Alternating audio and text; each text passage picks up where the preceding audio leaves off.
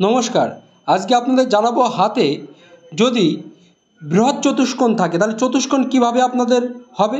দেখুন, যদি ভাগ্যরেখা মণিবন্ধ থেকে ওঠে, ভাগ্যরেখা এইভাবে মণিবন্ধ থেকে উঠে শনির ক্ষেত্র এবং ঠিক এইভাবে আয়ুরেখা থেকে যদি একটি রেখা এইভাবে উঠে গিয়ে এইভাবে একটি যদি চতুষ্কোণ এখানে তৈরি করে, তাহলে সেই ব্যক্তি জাতক তার এই চতুষ্কোণ তার জীবনে রক্ষা কবচ হিসেবে কাজ করবে। রক্ষা কবচ মনে রাখবেন, যে কোনো বিপদ আপদ থেকে তাকে বাঁচাবে, সে প্রতিভার বিকাশ হবে এবং তার মধ্যে এই বিভিন্ন জিনিস সম্পর্কে ভীষণভাবে সমাজের কাছে সে আকর্ষণীয় হয়ে উঠবে, বিদ্যার দ্বারা অর্থ উপার্জন করবে এবং ধর্মের প্রতি ভীষণ মাত্রায় কিন্তু সে আকর্ষিত হবে।